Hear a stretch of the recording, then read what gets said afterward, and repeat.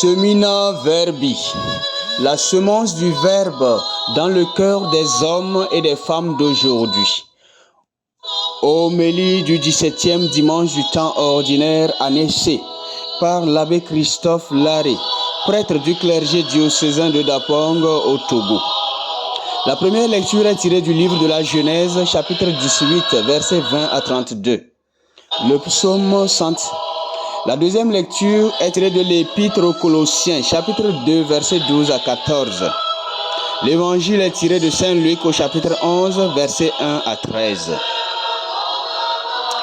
Il a effacé le biais de la dette qui nous accablait en raison des prescriptions légales pesant sur nous. Il l'a annulé en le clouant à la croix. Confère Colossiens chapitre 2, verset 14. Bien-aimés du Seigneur, en ce 17e dimanche du temps ordinaire, l'Église notre Mère nous invite à faire renaître notre confiance à la bonté de Dieu. L'espérance en la bonté de Dieu transparaît dans les textes liturgiques d'aujourd'hui de façon nette lorsqu'Abraham demande la clémence divine pour les habitants de Sodome et aussi dans l'enseignement que Paul donne aux Colossiens dans la deuxième lecture. Il a effacé notre dette. En effet, Dieu est bon, selon que nous le découvrons dans sa réponse progressive aux demandes de pardon qu'Abraham lui adresse en faveur de Sodome. Il écoute et il exauce. Quoi de plus merveilleux? Quelle expérience d'expression, quelle expérience d'intercession que cette expérience d'intercession que fait Abraham est tout à fait le geste que Dieu attend de l'homme. Que l'homme vienne au secours de l'homme. Que l'homme vienne donc au secours de l'homme par l'intercession, la prière de demande en faveur des autres. Ce geste touche tellement la sensibilité divine quand l'homme parle en faveur de notre frère homme. Ça touche la sensibilité de Dieu. Encore faut-il douter de la bonté de Dieu. La difficulté qui naît est celle des prières non exaucées. Tout comme la prière d'Abraham, Dieu donne des conditions pour exaucer et la primordiale est celle de la justice. Peut-on trouver 10 justes, c'est-à-dire 10 personnes qui cherchent le bien? Si oui, je ne détruirai pas Sodome. Je serai clément, je serai bon. Voilà la décision de Dieu, l'extension de sa bonté. Cette bonté est comprise dans l'évangile d'aujourd'hui par l'enseignement de Jésus sur la prière.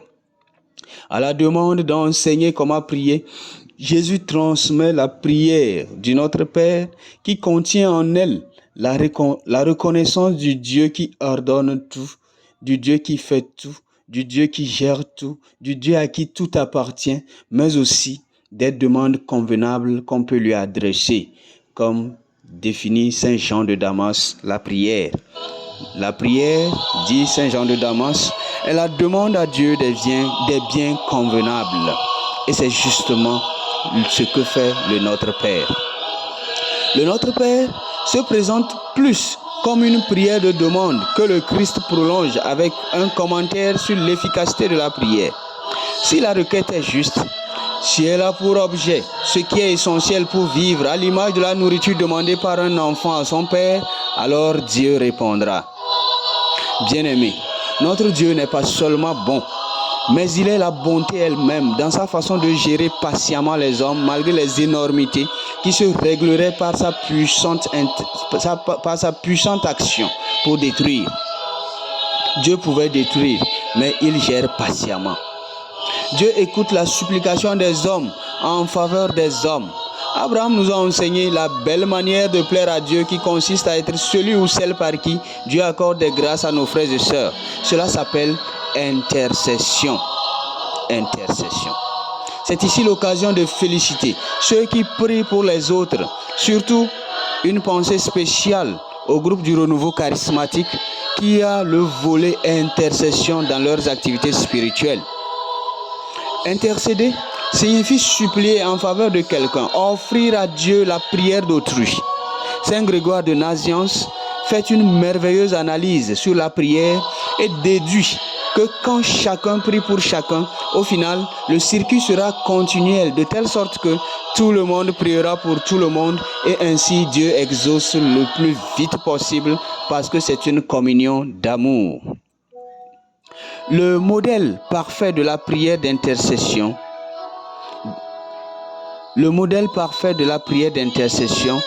se trouve dans la prière d'Abraham pour la ville de Sodome. Là, on voit bien Abraham se soucier du sort de Sodome et il intercède auprès de Dieu qui a voulu détruire Sodome à cause de son péché. Abraham réclame la justice qui consiste à ne pas tuer l'innocent, le juste. Dieu semble d'accord, mais il veut voir jusqu'où ira la requête d'Abraham. Il veut voir si Abraham a le cœur qui s'émeut, si Abraham a des entrailles qui peuvent mouvoir pour quelqu'un. Il fut saisi de pitié. Donc, être saisi de pitié, est-ce que Abraham peut être saisi de pitié? Comme c'était le cas, l'évangile du dimanche dernier. Dans ce modèle, nous y voyons plusieurs étapes alors. La décision divine qui tombe. Je veux détruire Sodome. Ensuite, nous avons la compassion d'Abraham, pâtir avec. La compassion d'Abraham pour quelques justes qui pourraient exister dans Sodome. C'est ce qui le pousse à intercéder pour Sodome. Ensuite, nous avons le contrat initial de Dieu. Dieu dit, si je trouve seulement 50 justes, je ne détruirai pas. Puis, nous avons la supplication d'Abraham. Il diminue le nombre des 50 petit à petit pour montrer à Dieu que tout homme est une histoire sacrée créée par lui, Dieu. Même s'il y a un seul juste, Dieu ne pourra pas détruire. Voilà. Il fera sortir le juste. Il est donc clair que la prière d'intercession revient exactement à parler à Dieu de la situation de quelqu'un. C'est une forme de causerie dans laquelle l'on présente son frère à Dieu, en prouvant à Dieu qu'il n'a d'autre choix que celui de venir en aide à ce frère ou à cette sœur. C'est le principal rôle du prêtre dans la prière de la liturgie des heures et dans la célébration eucharistique. On présente nos frères et sœurs à Dieu afin qu'il les prenne en pitié.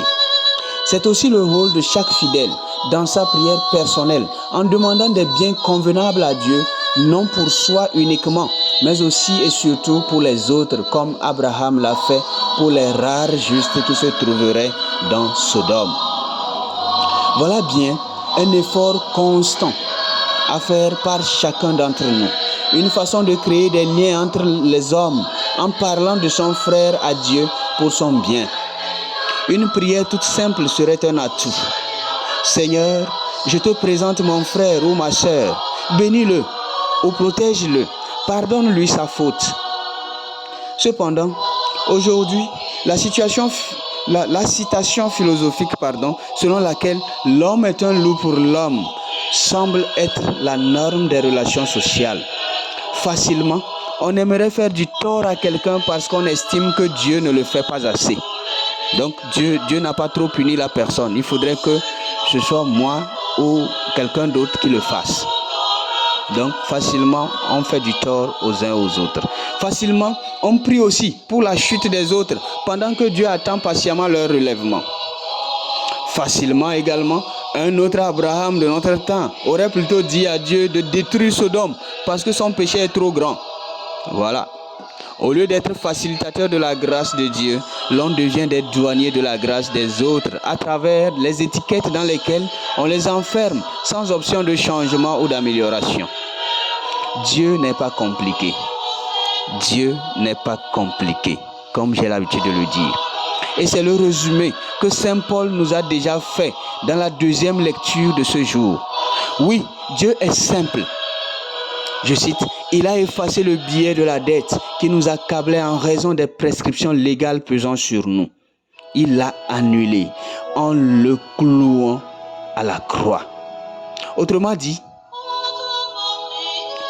Dieu ne compte pas, mais il attribue la grâce selon sa justice à lui.